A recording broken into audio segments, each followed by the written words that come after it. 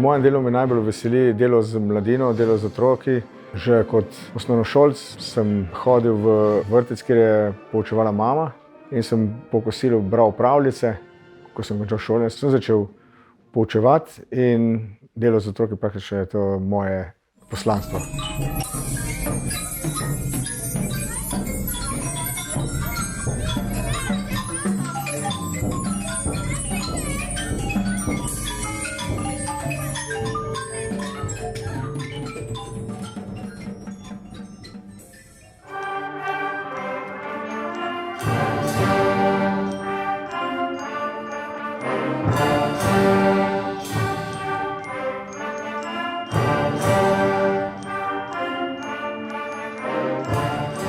Želim, da imajo vsi možnost, da se tudi poskusijo v glasbi, da začutijo tudi to moč, to sfero glasbe, da jo potem tudi vzamejo zase.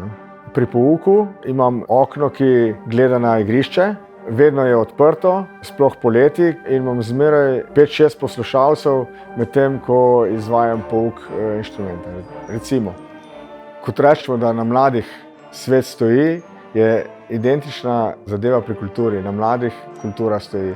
V osnovni šoli je začetek vse kulture. In jaz mislim, da je treba otrokom res podajati pravilno in redno kulturo.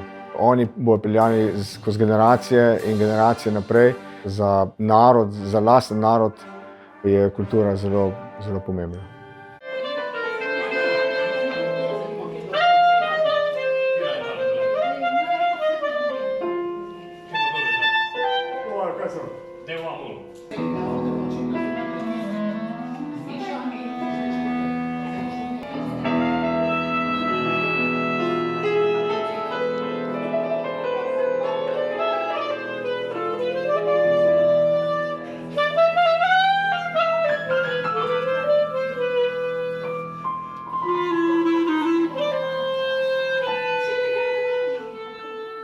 Jaz se ne vidim sebe kot nekega velikega umetnika, ampak kot zelo dobrega pedagoga in kot velikega motivatorja.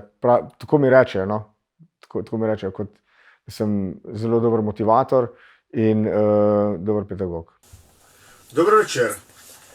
Današnjo pravljico bom prebral iz knjige, posebne knjige, ki je last moje najmlajše hčerke Anike. Je rekla, da mi jo posodi za danes. Med korono sem v živo prebiral pravljice, mislim, da sem prebral več kot 60 pravljic. Mene pravljice zelo pritegnejo in te stvari najverjetneje imam po mami, bom rekel, in tudi zelo sem vesel z delom, ki ga počnem. No. Pri našem delu moraš biti več kot pedagog. Najprej si prijatelj, potem si včasih tudi mama, oče, psiholog, psihiater in na koncu si pedagog. Kar na koncu mi ustreza, imam veliko zaupanja. Zadnja dva takta imaš potiho, crescendo in pam, pam, pam, pam. Zadnja dva takta, začnemo potiho in naredimo na glas. 1, 2,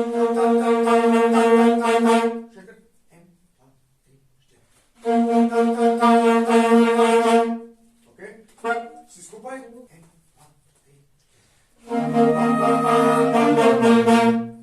Odlično.